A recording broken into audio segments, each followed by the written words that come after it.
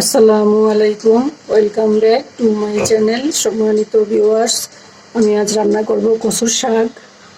কচুর শাক রান্না করার জন্য আমি এখানে চিংড়ি মাছ নিচ্ছি, কিছু বড় চিংড়ি আর কিছু ছোট চিংড়ি একসাথে নিচ্ছি।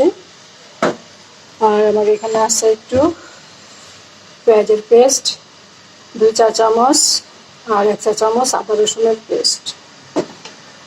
আর এখানে আছে 2 মুঠো রসুন কুচি, আর 2 মুঠো পেঁয়াজ কুচি, আর কয়েকটা কাঁচামরিচ। আমি এখানে একটা মশলার পেস্ট তৈরি করব। 1 চামচ হলুদ গুঁড়া, 1 চামচ ধনিয়ার গুঁড়া, দিব স্বাদ মতো লবণ। দিব আধা চা চামচ সাদা গোলমরিচ গুঁড়া। আমি এখন একটু পানি দিয়ে মশলাটা গুলিয়ে নিব। এটা আমার চিংড়ি মাছের পানিটা দিয়ে দিলাম। এটা আমি গুলিয়ে নিব মশলাটা। এই যে কচুর শাক, এই কচুর শাকটা আমি ভালো করে প্রথমে আগে ধুয়ে নিয়েছি, ধুয়ে তারপরে এটা কেটে নিয়েছি, কেটে আবার ধুয়ে তারপরে একটু ভাপ দিয়ে নিচ্ছি। ভাপ দিয়ে আমি পানিটা ফেলে দিচ্ছি। যদি কচুটা গলা চুলকায় সেজন্য আমি ভাপ দিয়ে পানিটা ফেলে দিচ্ছি।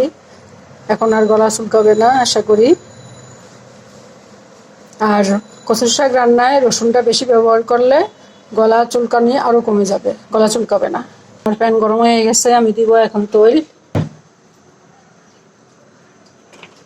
আমি সাথে একটু সরিষার তেল মিশাবো। এখানে সরিষার তেল দিয়ে দিচ্ছি।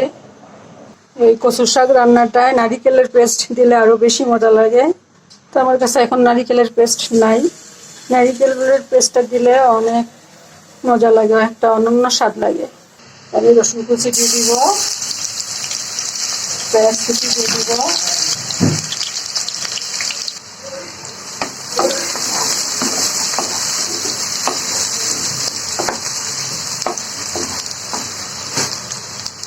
পেঁয়াজ রসুনটা একটু ভেজে নেব।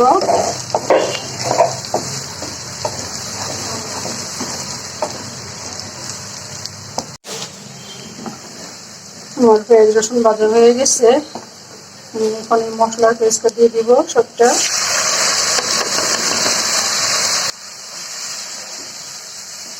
আমি এখানে যে যে মশলা ব্যবহার করছি সেগুলো আমি আরেকবার বলে দেই। আমি এখানে ব্যবহার করছি 2 চা চামচ পেঁয়াজের পেস্ট, 1 চা চামচ আদা রসুনের পেস্ট, আধা চা চামচ গোলমরিচের গুঁড়া, 1 চামচ হলুদ গুঁড়া, আর 1 চামচ ধনিয়ার গুঁড়া, স্বাদ মতো লবণ। মশলাটা আমি একটু কষিয়ে নেব। আমি এখানে মরিচের গুঁড়া দিই নেই, জিরার গুঁড়া দিই নেই। এবার মশলাটা কষে গেছে, আমি এখন চিংড়ি মাছটা দিয়ে দিব, কাঁচামরিচ দিয়ে দিব,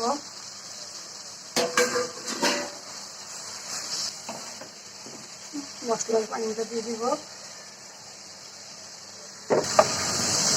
আমার চিংড়ি মাছটাও কষে গেছে, আমি এখন কচুর শাকটা দিয়ে দিব।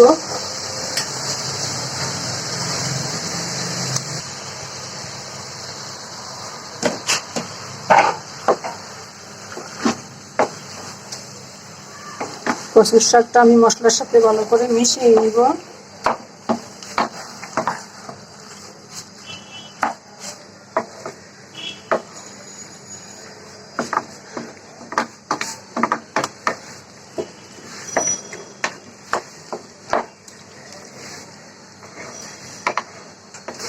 আমি এখন একটু ঢেকে দিব 5 মিনিটের জন্য।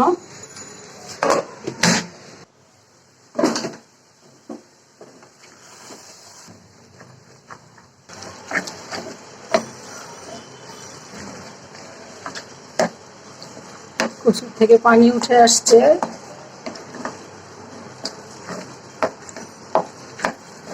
ভালো করে মিশিয়ে নেব চিংড়ি মাছের সাথে কচুটা।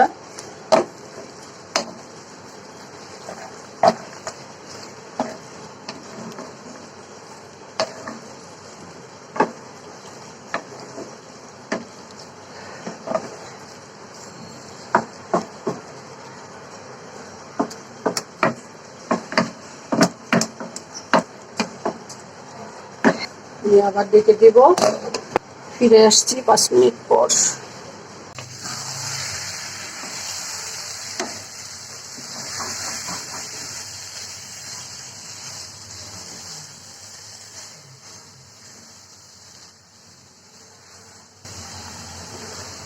কচুর শাক রান্নায় যত বেশি শুকনা শুকনা হবে, ভর্তার মতন শুকনো হবে, তত বেশি মজা লাগবে খেতে।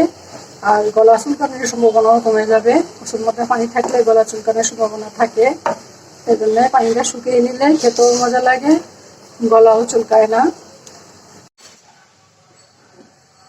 আমার কচুর শাক প্রায় হয়ে গেছে, পানিটা শুকিয়ে আসছে।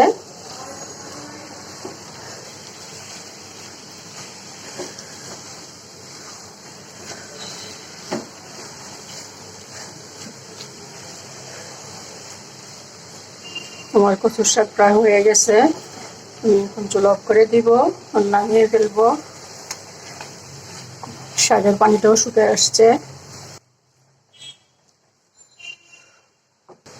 চুলা অফ করে দিলাম, এখন নামিয়ে নিয়ে যাব।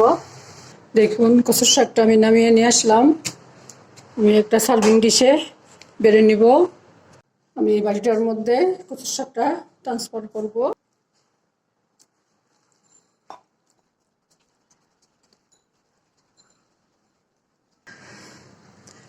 দেখুন এই যে আমি রান্না করে নিয়ে আসলাম চিংড়ি মাছ দিয়ে কচুর শাক। এই কচুর শাকটার মধ্যে নারিকেলের পেস্ট ব্যবহার করলে এটা স্বাদ দ্বিগুণ বেড়ে যায়। আমার কাছে নাই, সেজন্য আমি দিতে পারি নাই, দিলে আরও বেশি মজা লাগে খেতে। এটা আমার আজকের রান্নাটি যদি আপনাদের ভালো লাগে তাহলে প্লিজ এটা লাইক দিবেন, কমেন্ট করবেন, আপনাদের ফ্রেন্ডস অ্যান্ড ফ্যামিলির সাথে শেয়ার করবেন। আর যদি চান তাহলে আমার চ্যানেলটাকে সাবস্ক্রাইব করে রাখতে পারেন। আজ তাহলে এ পর্যন্তই। আল্লাহ পাক আমাদের সবাইকে সুস্থ রাখুন, ভালো রাখুন, আমিন। আল্লাহ হাফেজ। কচুর শাক রান্না করার সময় রসুনটা যদি একটু বেশি ব্যবহার করা হয় তাহলে আর খাওয়ার সময় গলা চুলকানির ভয় থাকে না, মানে চুলকায় না আর কি। তার আগে কচুটা একটু ভাপ দিয়ে পানিটা ফেলে দিলে আরও মোটা ফ্রেশ হয়ে যায়, নিশ্চিন্তে খাওয়া যায়। নারকেলের পেস্ট দিয়ে রান্না করে খেয়ে দেখবেন, এটা অনেক মজা হয়, অনেক, এটার স্বাদ দ্বিগুণ বেড়ে যায়।